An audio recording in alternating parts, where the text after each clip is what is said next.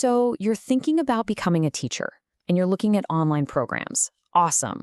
But you've probably wondered, what does it actually take to get accepted? Well, we're going to break down all the essential criteria and basically create your roadmap to that digital classroom. You know you have the passion to shape young minds. And honestly, that's the most important piece of the puzzle.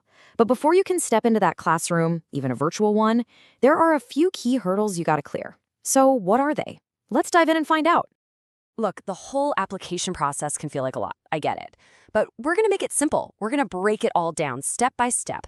Think of this as your personal guide to kicking off your teaching journey. Okay, first things first. Let's talk about the academic boxes you'll need to check. This is all about the educational foundation you're going to be building on.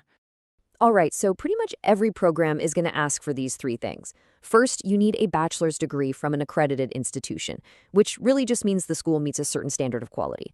Now, if you're aiming for high school, you'll probably need to have majored in the subject you want to teach. And here's a pro tip, always double-check the specific prerequisite courses for every program you apply to, because they can definitely vary.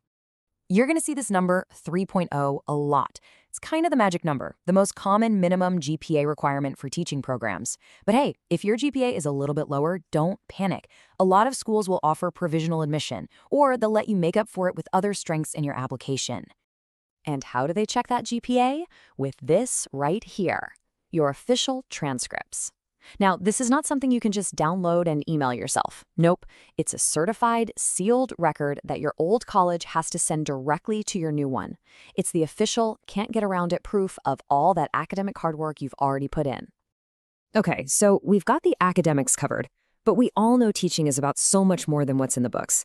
So let's talk about the kind of real-world experience that these programs are really hoping to see. Now, this is a really important distinction to get your head around. On one hand, for most entry-level programs, you don't have to have teaching experience. I mean, that's what the program is there for, right? To give you that experience? But on the other hand, having some preferred experience can make your application seriously stand out. It proves you're committed, and you've already started exploring what it means to be a teacher.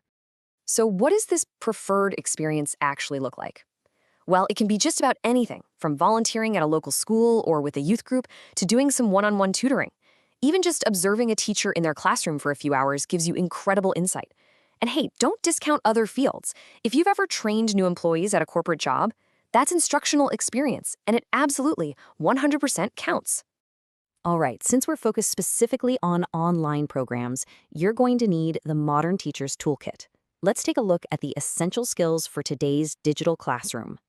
I know this might seem really basic, but trust me, this stuff is completely non-negotiable. Your internet connection? That's your lifeline to your class.